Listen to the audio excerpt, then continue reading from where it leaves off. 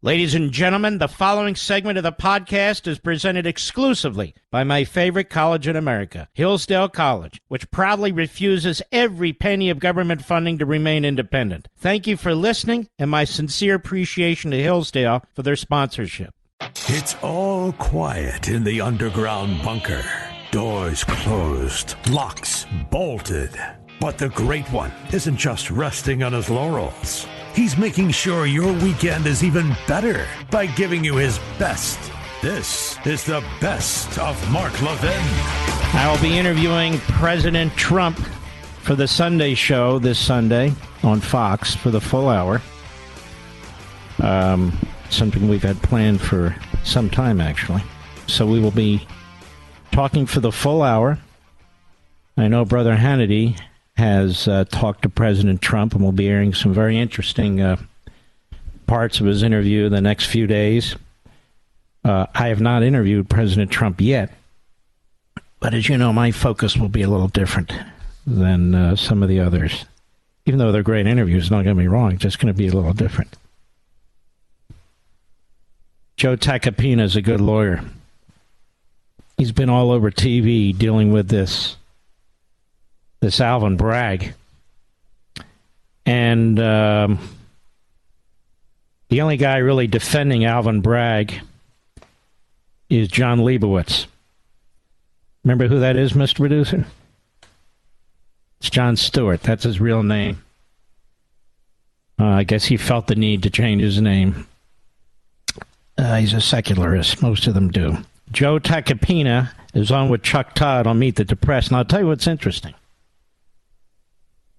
There are Sundays on Life, Liberty, and Levin where we get a bigger audience than Meet the Depressed. Did you know that, Mr. Producer? It's true. Imagine what we would do on a network show. Of course, they never have me because, they prefer Chuck Todd. Next thing you know, the Cuomo will be on there. Anyway, I want you to hear some of this.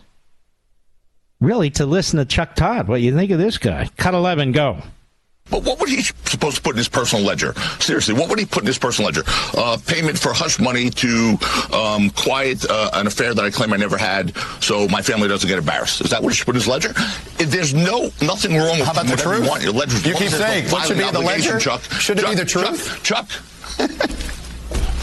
Would you ever put a 4-paragraph sentence into a ledger? Chuck, honestly, I think you're being a little petty when you're looking at this now, because there is no filing obligation. You can put whatever you want in your own personal ledger. Let's slow down here. Chuck, isn't it amazing? This is called a non-disclosure agreement. Why would you put anything in your ledger? So my question to Chuck is, has Meet the Depressed ever signed non-disclosure agreements? Why don't you release them? Chuck, I'm not done. Has NBC ever signed non-disclosure agreements?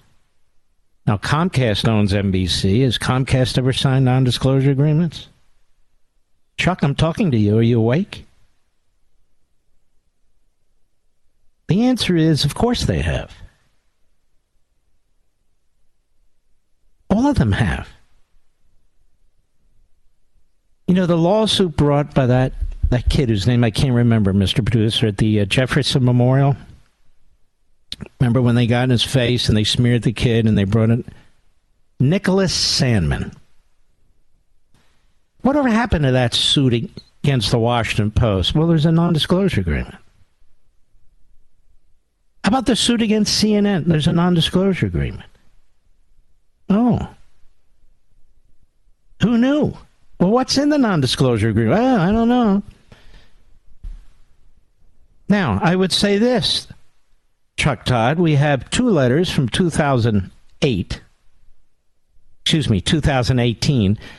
One from Michael Cohen's lawyer saying Michael Cohen paid for this out of his own pocket. How come you don't mention that to your tiniest of tiny audiences?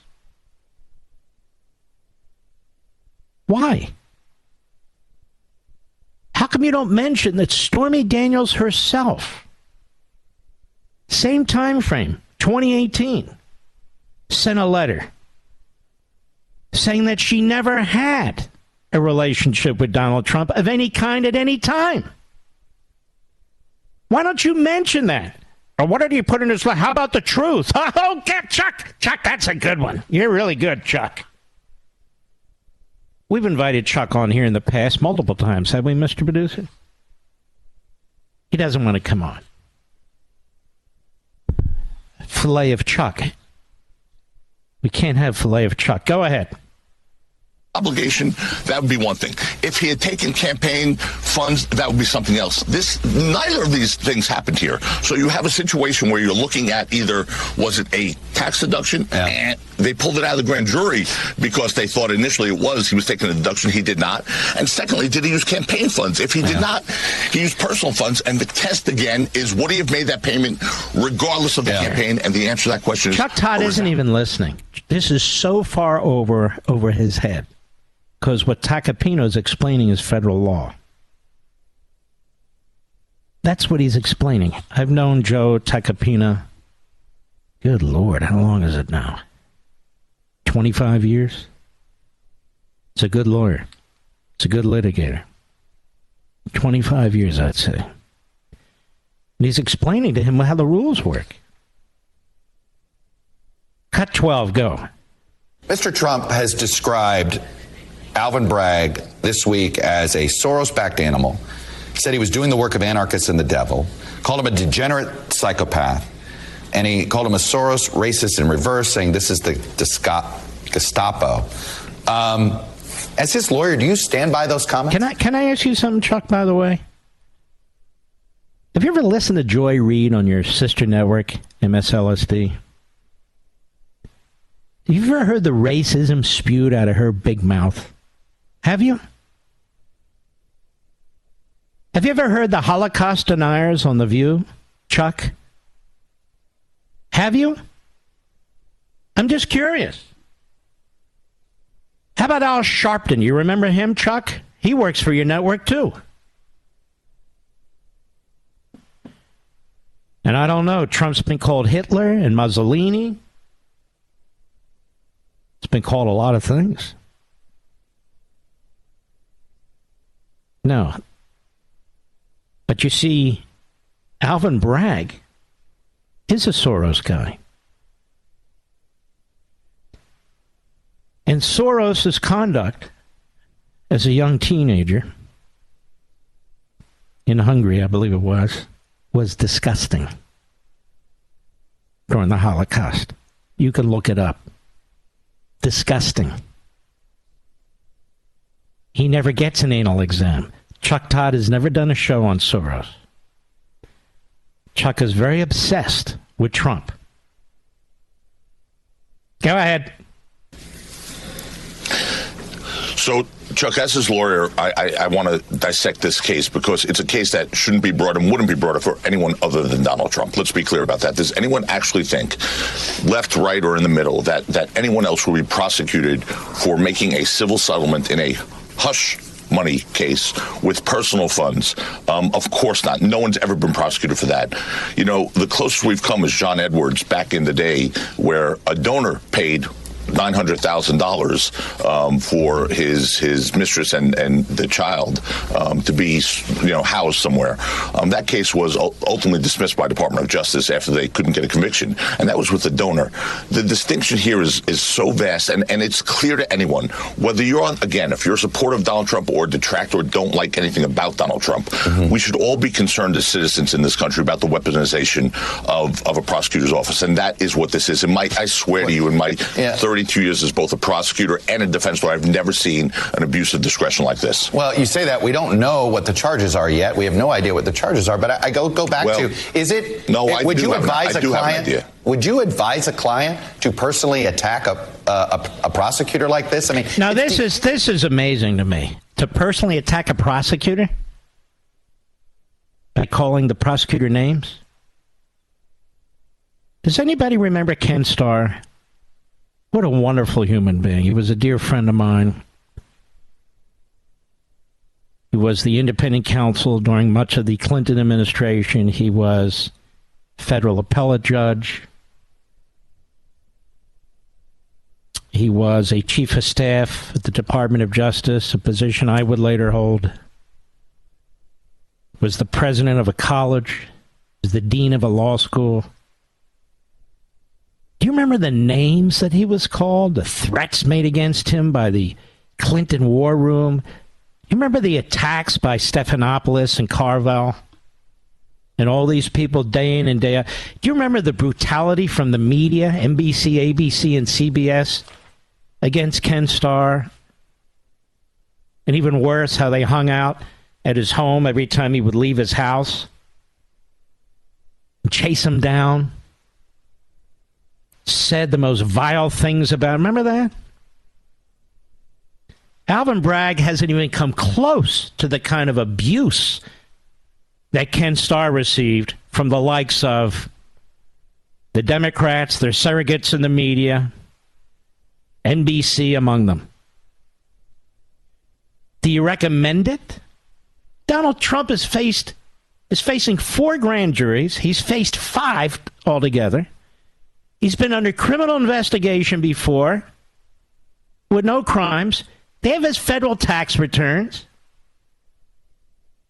His family has been up and down the criminal justice ladder for doing nothing. Alvin Bragg's office had already dropped this case, picks it up again because of an unethical deputy DA prosecutor who comes into the office for no pay for the purpose of getting Trump. You have an attorney general in Albany who's out to get Trump. I could go on and on and on. And this idiot, this ass, Chuck Todd, he says, do you recommend him attacking the prosecutor this way? No, he ought to just sit silently and take it, Chuck. That's all. Just sit silently and take it. Isn't that what everybody does? Go ahead. Tacopina. You know, Chuck, I know. I'm not his social media consultant. I think that was an ill-advised post that one of his social media people put up, and he quickly took down when he realized the rhetoric and the photo that was attached to it. But that being You're said, only referring to the baseball bat. He didn't take down the other rhetoric. Wait a minute. You're referring to wait a minute. He needs to take down all his rhetoric. He needs to clean up his act. He cannot come out swinging. No.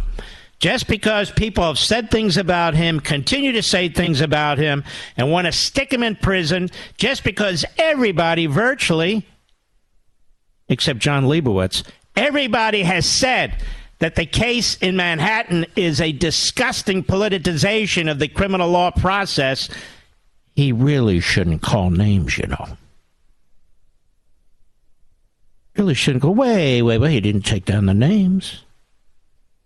He didn't stop accusing. This is why nobody watches Meet the Press anymore. It's not like it was in the great days of Joel Spivak, where it was like 20, 25 years old, where everybody wanted to go on Meet the Press. Everybody would watch it on Sundays. It was a serious show. He's turned it into a clown show. He's turned this into a joke. These are not the right types of questions, if you want to get to the bottom. And yet they continue to push it because they think it's going to help their ratings. It's not. It's not going to help their ratings. You think it was okay, Chuck, when Joe Biden worked with racists and segregationists to keep public schools segregated, do you? I'm just curious. Because you've spent no time on that whatsoever, and he's actually the president of the United States. How much time did you spend with Tara Reid, who accused Joe Biden of molesting her? Really, seriously. I mean, you're worried about this non-disclosure agreement. How come you're not worried about that? He's sitting in the Oval Office. How come you're not worried about big issues? Like how Joe Biden is compromised by the communist Chinese, which puts each and every one of us in danger. This is why nobody watches Meet the Press or the other phony shows. And they all sound the same. They all talk the same. They all do the same thing. Mark Levin.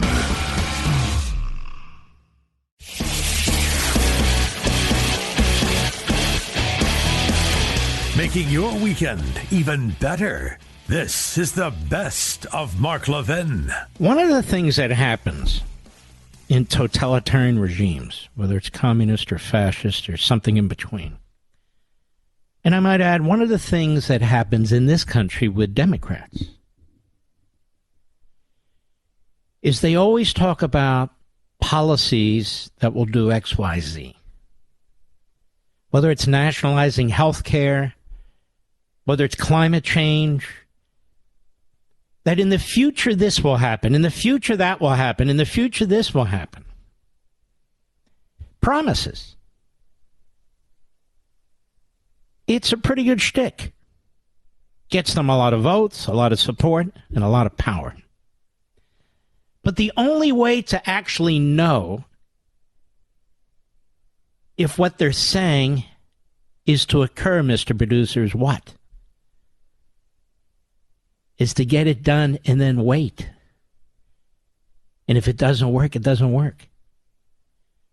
And their answer to that always is, because the vast majority of the time it doesn't work, is we need to do more.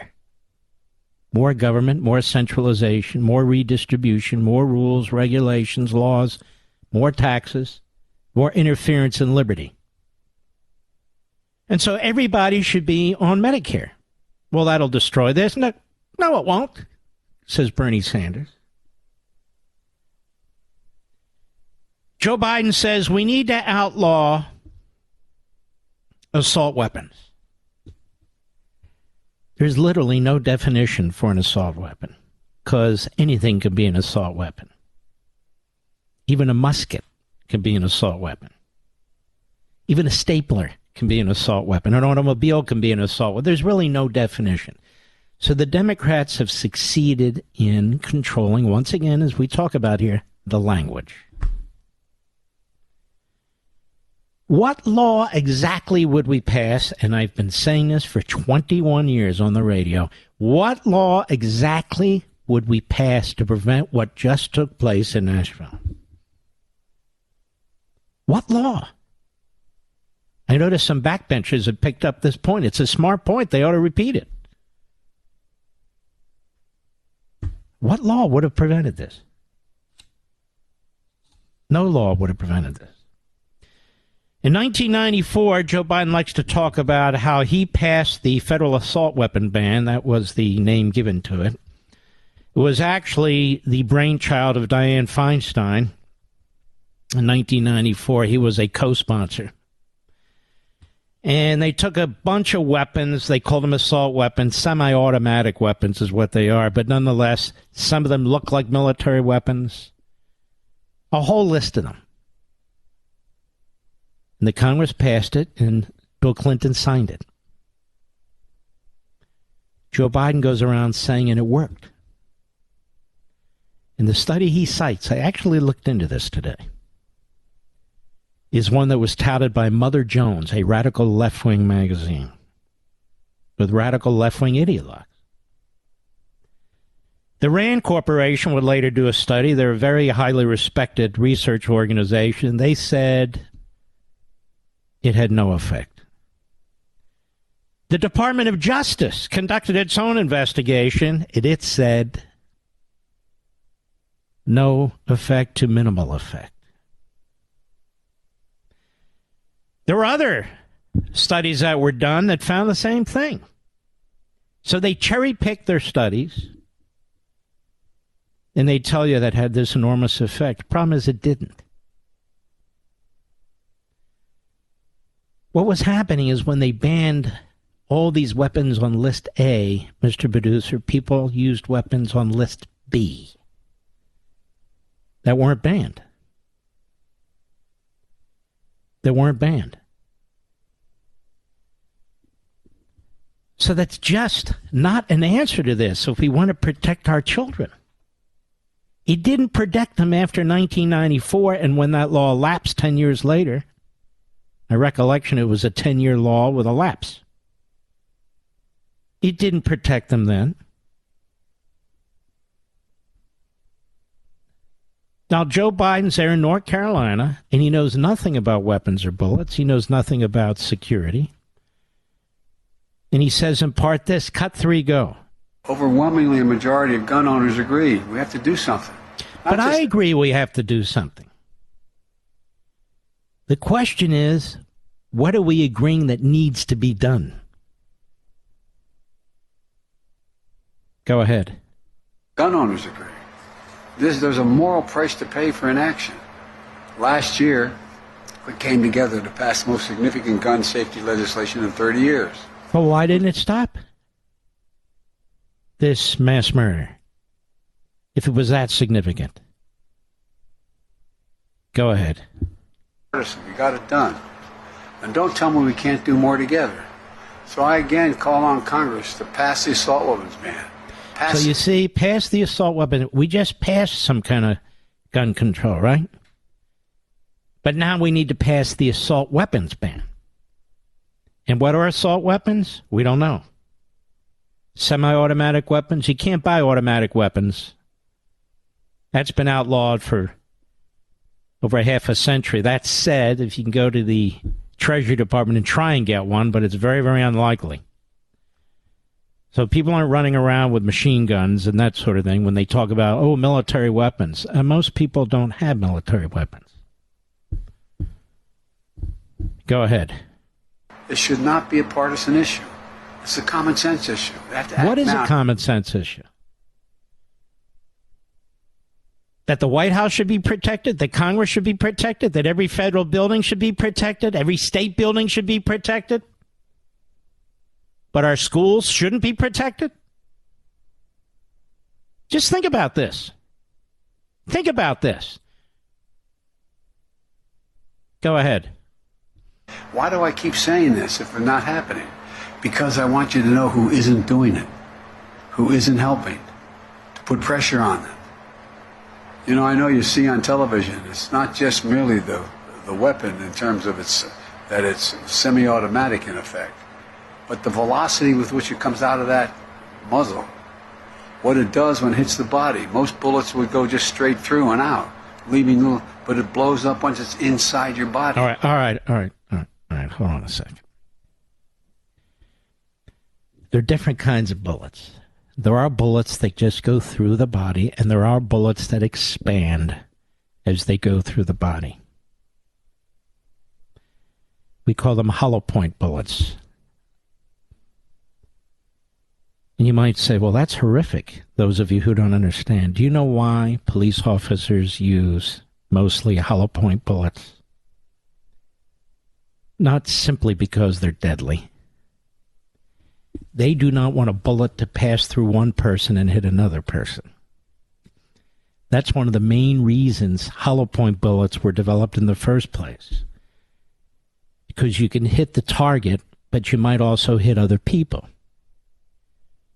That's why I'm assuming the police in Nashville who killed the mass murderer would have preferred to have the hollow points, not just for the bullets to be deadly, but what if she were standing there with children behind her? The bullet could pass through the person, which it easily does, because your body is mostly water.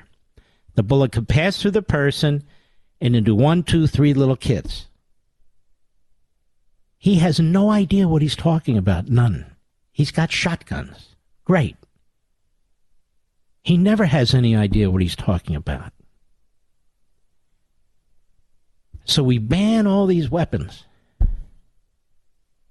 And they're still not going to be happy. You want to know why? Because there's hundreds of millions of weapons out there. And people will sell them, and other people will buy them. And then they're going to want to step in and put an end to that. Then they're going to want to put an end to the grandfathering of weapons. It's always ratcheted up, up, up, up. Because it's not going to work. It didn't work in 1994 to 2004, and it's not going to work now. Secure the buildings. As we know from this latest horrific episode, one of the buildings was more secure than another. So the killer chose the building that was less secure. How many of you have alarm systems? And you put the signs out or you put the stickers on your windows and your doors. Or you have lights that go on if somebody, motion lights, approaches your home, floodlights, what have you. Because if a would-be burglar or rapist or killer, he sees that in a house, he goes to the next house. That's what the studies show. That's why you do those things.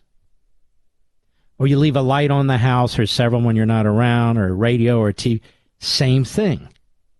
If they think people are in the house, more times than not, they'll go to the next house. Although it's not perfect, the same thing applies to facilities. This school was in a gun-free zone. A gun-free zone. So the killer knew and plotted. It's not the fault of the school. It's a private Christian school. It's the zone that's created by ordinance. Gun-free zone.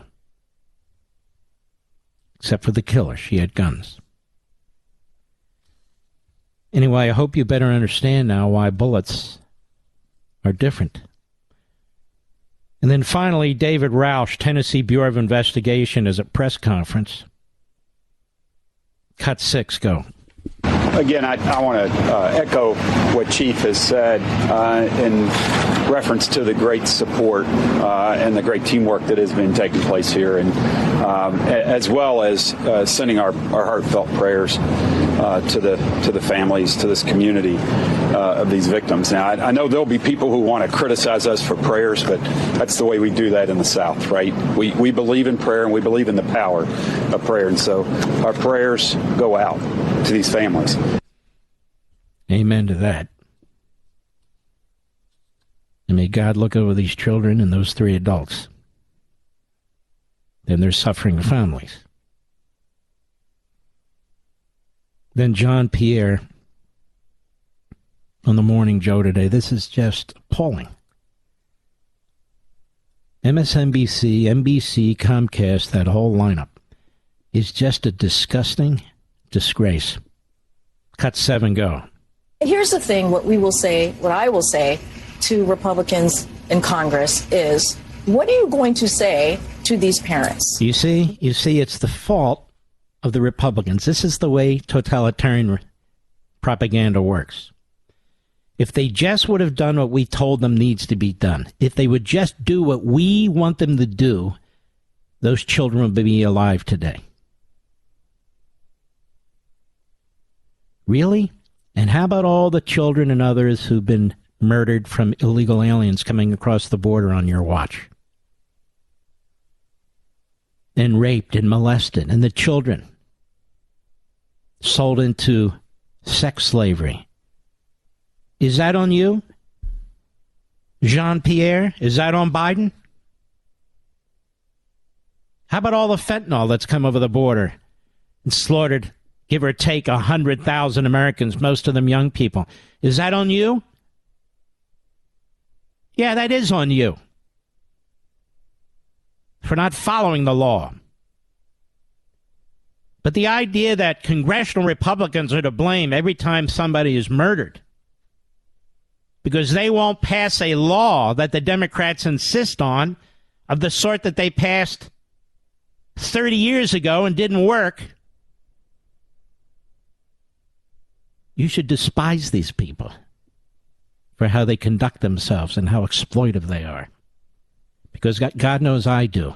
Mark Levin.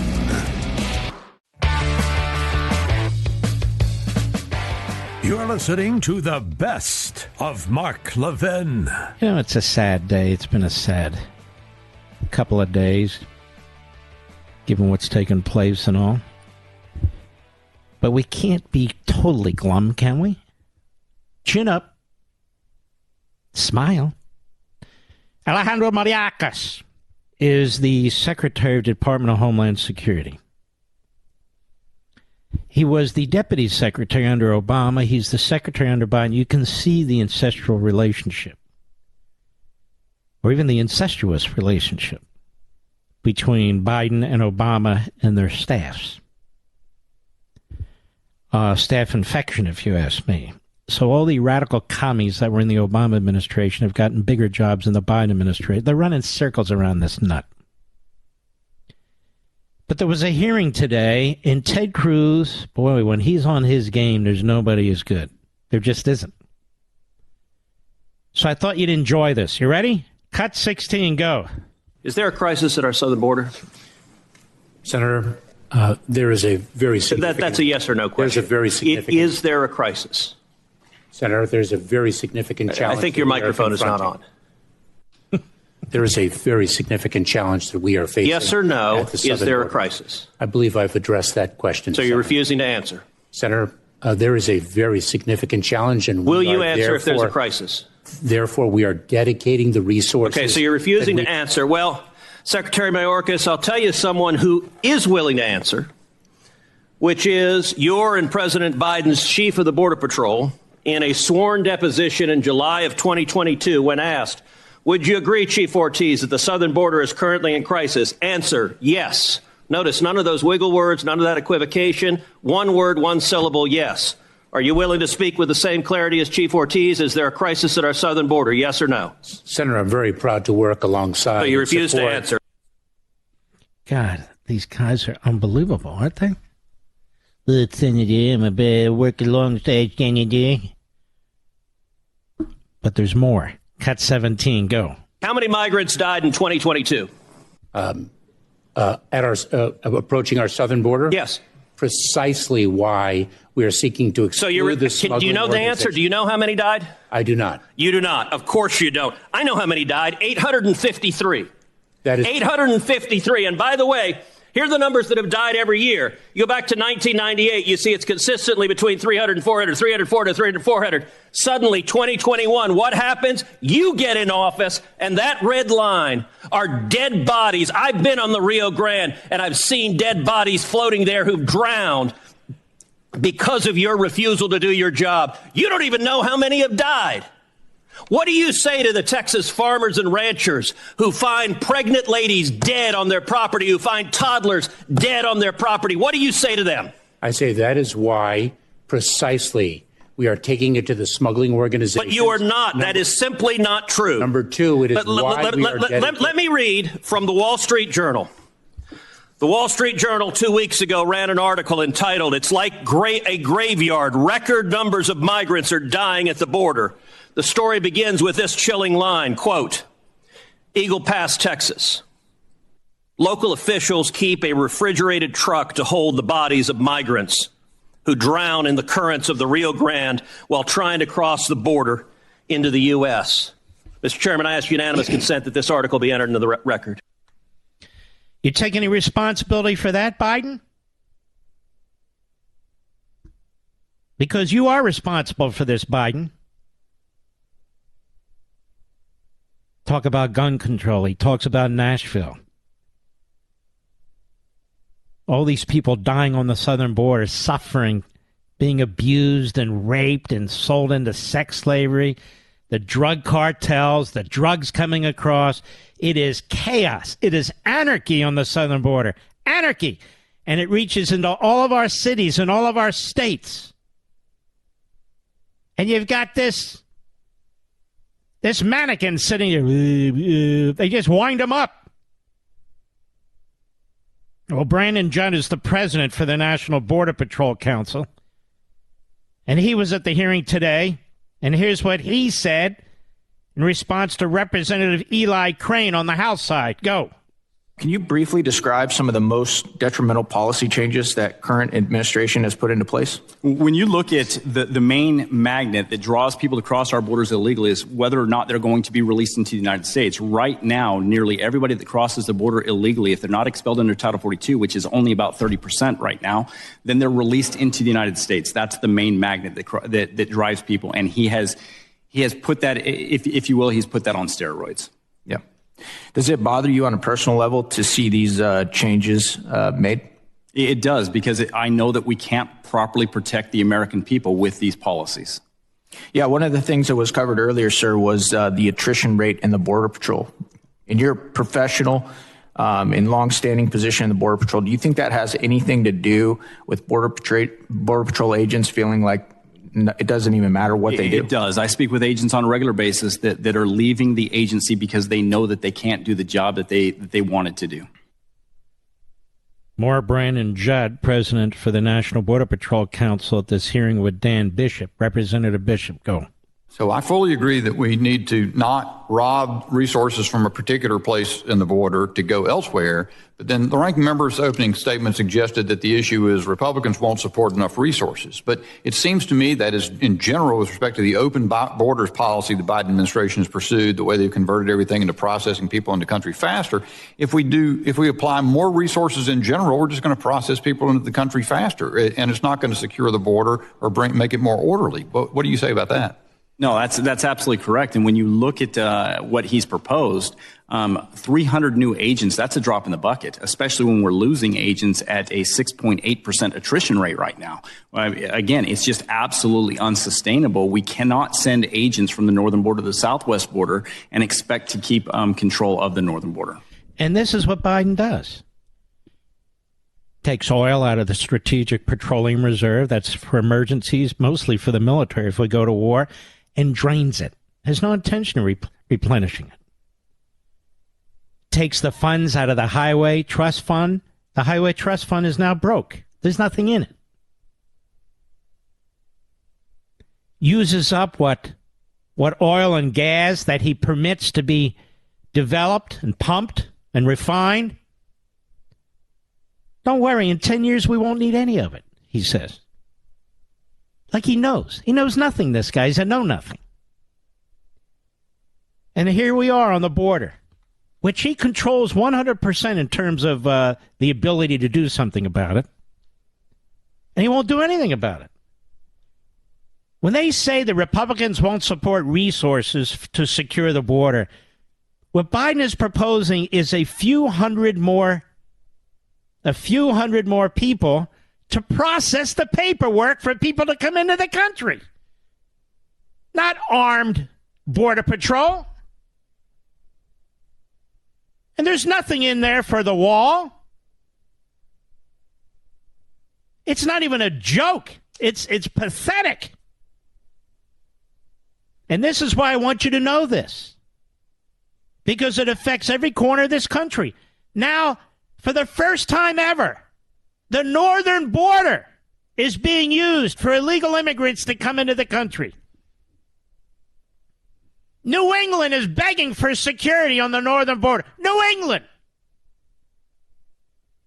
Can you believe it? The goofball, the governor of New Hampshire, Sununu. Chris, sit down. You're all worked up. Chris. Too much sugar against Chris. And by the way, what is it with these guys? I'm being honest. I speak as a hair-challenged individual, Mr. Producer, on the top of my head. A phallic-challenged individual. What is it with these guys that start their parts at their ears, Mr. Producer? Do they not know we know? It's Chris Sununu, like his daddy. Combs his hair over. Don't do it. It looks stupid. Mark Levin.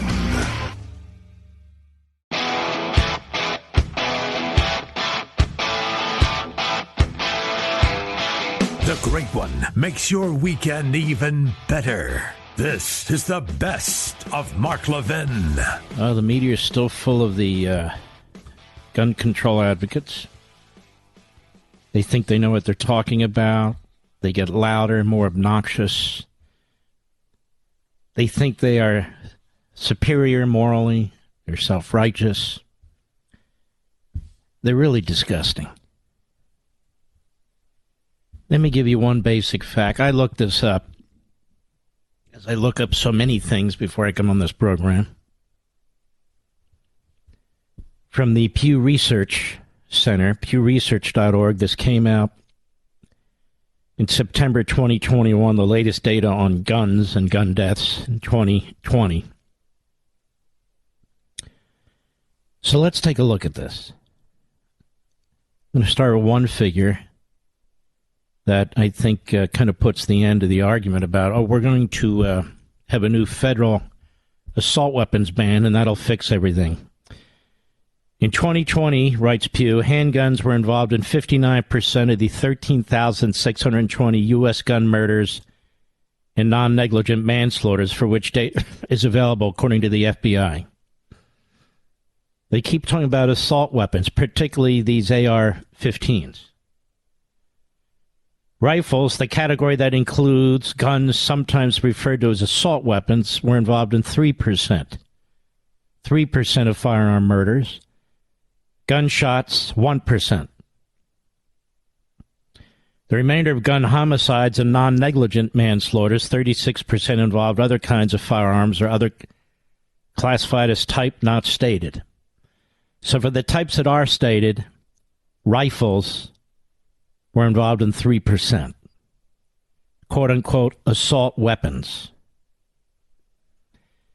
If you go back and look at the federal assault weapon ban from 1994, it went on for 10 years to 2004 and it lapsed.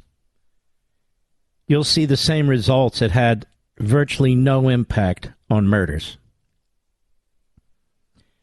Biden and the Democrats and their media mouthpieces keep citing what is a report that was pushed by Mother Jones, a radical left magazine made up of people who basically despise our country as far as I'm concerned. It's an outlier. Rand did a study. Department of Justice did a study. Others have done studies. And they all point to the same conclusion, that the 1994 so-called federal assault weapons ban had a negligible impact on murders. And yet there they were in the media all morning telling us that Congress needs to do something, and that the Republicans, you need to campaign against Republicans on gun control. And as I said yesterday, the problem here, ladies and gentlemen, is if they keep chasing this issue, we'll never be able to protect our children. Period. We just won't. We will not be able to protect our children. It also turns out that the killer in Nashville did not use an AR-15. She used a modified rifle that used mostly 9mm and 40 caliber bullets. Typically, that's for a handgun. But I'm not going to get into the weeds on this stuff. It just amazes me that we support more police, more armed, trained individuals to protect our members of Congress, our Supreme Court justices, our federal courthouses, the White House, governor's mansions, state houses, federal buildings, state buildings, and on down the list. But when it comes to kids, we don't want schools to look like prisons, they say. That's what Biden said. It took 14 minutes for these brave, efficient, fast police officers in Nashville to get into that school and to kill the murderer. And that's as fast as you can do it. If you don't have armed police on the site, I don't want to hear anymore that it costs too much money. It doesn't cost too much money to put porno books in school libraries. It doesn't cost too much money to pay teachers to stay home during the pandemic. It doesn't cost too much money to push CRT, to pay $500,000 to a CRT director over 18 months, to push climate. For the left, money is no issue, except when it comes to apparently protecting our children. Now, this was not, again, I repeat, this was not discussed on virtually any morning show today. Instead, we had people wringing their hands. When will we as a country fill in the blank? When will we as a country fill in the blank? When you blame everybody, you're blaming nobody. And God forbid if it crossed their lips to say this was a Christian school that was targeted. by a transgender individual. People want to know what happened? That's what happened. That's correct. That's what happened. They're falling all over themselves about how they misidentified this person. The New York Times, USA Today, corrections, apologies. What do we do? What do we do? A biological woman who identified as a male. They had said a biological woman who identified as a woman, a biological woman who identified. They trip over their own idiocy. Whatever the identity is or was, that's what happened. And 6 people died who didn't have to die. And Joe Biden's out there. Yesterday's mocking it about ice cream. Joe Biden is going to go to the memorial service. I think it's tomorrow. I wonder if she'll bring her chocolate chip ice cream with her that Joe Biden was so focused on the other day. And I might add, ladies and gentlemen, that used to be the job of the vice president to go to events like this, but obviously Joe Biden thinks she's more qualified or better positioned to do it. We have the statistics,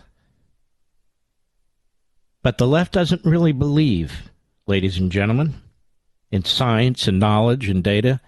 They pretend they do. You see, you're the ones who are ignorant. You're the ones who don't believe in science. You're the ones who don't believe in knowledge. They do. The administrative state is all about expertise out of the bureaucracies. Really? Have you been in a bureaucracy lately? Have you met many of the people there? They're there for life. There's some very bright, hardworking people in the bureaucracy, but then there's zombies. Some of the dumbest people you'll ever meet. Experts in being dumb and pushing paper and retiring in 20 years and getting lifetime pensions and lifetime medical coverage. And that, I guess, they're smart. Then they move to tax-free states like Florida or Tennessee or whatever. Take advantage of conservative states, but that for another day. Science, knowledge, and the left is busy pushing the opposite. Democrat Party used to push eugenics as science. Now it pushes abortion as science. That's right. How many times did I say to you that Dr. Fauci was never asked, not even once, as he went on endless TV shows pretending to be Susan Rice? Is it a life, Dr. Fauci? What are you talking about? Right before birth, is it a life, Dr. Fauci? Or is it a choice? Yes. By the way, Sid, what a weasel. What a weasel, Sid. Sid knows who he is. Mark Levin.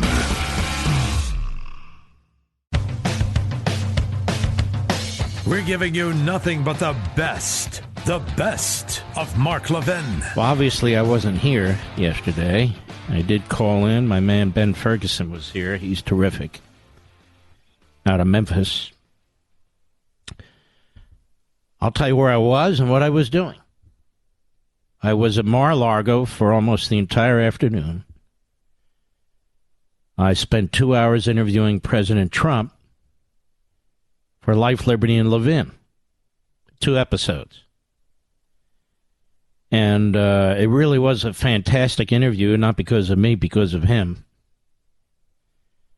And he went very deep into issues, policies, principles, belief systems, extraordinarily presidential.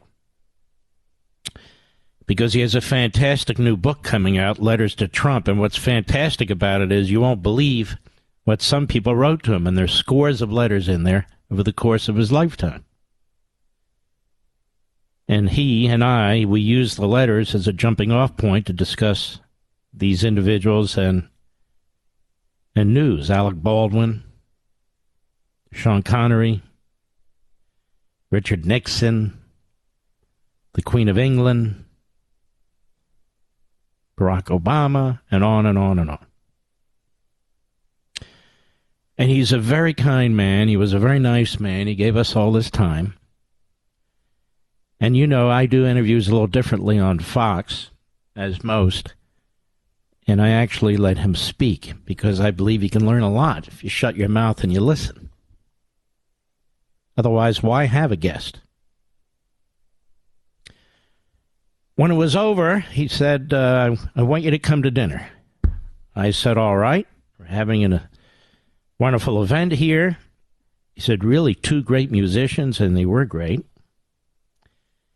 And again, just a fantastic host. And so I left because about 5 p.m., give or take. And I decided to take a drive along A1A, the ocean. And our home, we live about 20 miles north. I didn't go home, but I decided to take a drive. I like to take drives. Obviously, my wife was back in Virginia with the new puppies and so forth, and I very much wish that she had been with me, and she does too, but we couldn't. We had to split our time. But I kept her informed. We talked often every day. And so as I'm driving, I get a call from a friend. He tells me, I just heard, and not on the radio, from the president's lawyer in a text that he's been indicted. And I have to tell you, I got sick to my stomach right there. It was a blow to the gut. I'd just been with the man. Was in a fantastic mood. Did a fantastic interview, which you will see in the next few weekends. Not this Sunday. I'll explain what I'm doing this Sunday. And I contacted the folks in Mar-a-Lago about a half hour later. I said, you still want me to show up at 7 p.m.? They said, absolutely. The president wants to see you. Eventually, I circled back, went back to Mar-a-Lago. He's got fantastic supporters who started to gather with flags. And I went in and sat down in an anteroom next to where the main dinner was going to be with a friend, and people were applauding, so that was obvious the president had entered. It was the president and the former First Lady, Melania. And I was invited to sit at the table. There must have been 300, 400 people there. This was an event that had been planned a long time ago. It wasn't a party for him or anything like that. It's for the members of the club. The members of the club are serious people from all kinds of industries, professions, backgrounds, people of significant success. In the meantime, I was being asked to go on virtually every show that Fox had. And I called my buddy Hannity, who had contacted me, and we couldn't get a truck out there, so I said I'll do the interview by telephone. So I left there around 9. And on the way home, I did the interview from the car on my cell phone.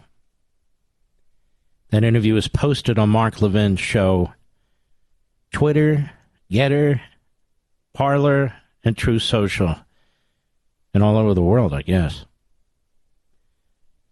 if you care to hear it. And, of course, our dear friend Ben, who was filling in, Ben Ferguson, who does a great job, great constitutional conservative. I called into our program, this program, and immediately at the top of the hour spent about 20 minutes discussing with you all what I thought about this.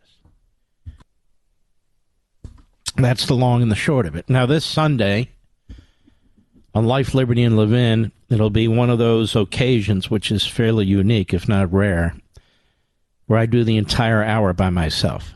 I didn't need any guests. I know what I have to say about this. And it's not just the law, it's bigger than the law. The law has been destroyed. It's no longer about the elements of the law and the level of proof. It's about more than that. It's about tyranny. It's about a totalitarian Democrat Party that wants to win at all costs, punish its opponents, shut down speech, monitor the citizens, and other police state tactics. Count me among those who does not believe to this day that there's any way Joe Biden got 80 million votes legitimate. I don't believe it, I'll never believe it, and I'll go to my grave never believing it.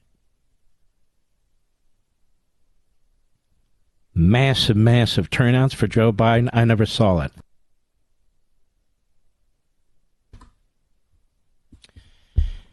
And now the use of the criminal justice system by the Democrat Party and this administration to go after families, parents, to go after people who believe in life, to go after thousands of people who attended the January 6th protests but were not violent in any way. There weren't 2,000 people who broke into the Capitol violently and attacked police. They're trying to pick up anybody they see on any video that anybody shows them or tells them about. I'm just sick and tired of it. I've had enough of it. The reason they're going after Donald Trump is the reason why they've tried to destroy the Supreme Court and pack it with ideologues, as Stalin would do. It's the reason why they want to pack the United States Senate with 4 more Democrat senators, as Stalin would do. It's the reason why the Attorney General of the United States uses the power of the law to shut down opposition, to squelch speech, to intimidate and threaten people, as Stalin would do. It's a reason why the border's open, to change the nature of the citizenry in this country. People coming in that have no attachment whatsoever to the Constitution, to the Declaration, or American history, as Stalin would do. The centralization of the economy, the degrowth movement, the destruction of energy independence, for climate change, which is a front for economic socialism, to create want, to create poverty, to create need, to create inflation, to create debt, to create shortages and supply line problems, as Stalin would do. But this is different. This is, as I say, crossing the Rubicon. If you do not have a just law and attempts to equally apply it, you don't have a free country. It's that simple. The Constitution doesn't matter. Statutes don't matter. Nothing matters. Now you're dealing with brute force. And that's what the Democrat Party is about, brute force. You can hear them. You can watch them. You can see their entertainment clowns on late night. You can see their racists and their anti-Semites and their tyrants and their totalitarians on MSNBC and CNN, on the pages of the New York Times and the Washington Post, on NBC, ABC, and CBS. They're all there. You can see how they've destroyed the media. So now we have an American Pravda that supports whatever the Democrats do and however they do it. And attack dogs against the Republicans particular conservatives, and especially Donald Trump and his supporters. The Democrat Party is not happy enough with controlling virtually all the instrumentalities of the culture and the government. Now it wants to select who the Republican nominee for president will be. Who do you think the Democrat Party wants? Chris Christie? Asa Hutchinson? Chris Sununu? It's about right. The good old days of the Ford-Bush presidency, because they can roll these people. And they know these people will respond to their surrogates in the media and buckle on bended knee.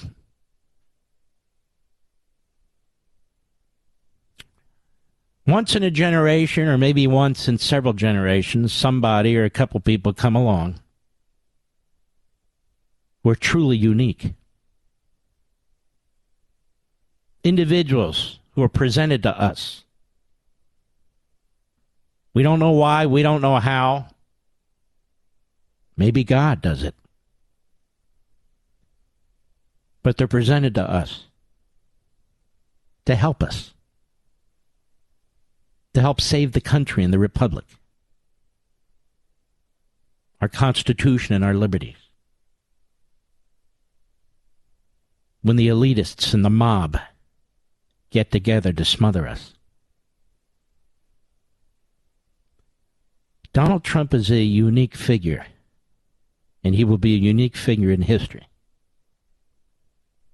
Not for the reasons the media and the phony historians would say, for the opposite reasons. He came along at exactly the right time to blunt what Obama had done to this country, to prevent an Obama third term through Hillary Clinton. A man who loves his country. He's a conservative by common sense, not ideology. Securing the border, building up the military, a sound dollar. Constitutionalists on the court, deregulation, tax cuts to grow the economy. He confronted the communist Chinese, fascistic Russians, the Islamo-Nazis in Iran. He wasn't cut and run. Wasn't an isolationist or a pacifist. Used common sense. He outmaneuvered the enemy. They didn't know what to make of him. And every step of the way, the totalitarian Democrats, the Pravda media, and the backstabbing Republicans tried to cripple him. 2 pathetic impeachments, a criminal investigation. Now they have 4 or 5 grand juries. Washington wants nothing to do with them. They want to put him in prison. They want to send a message.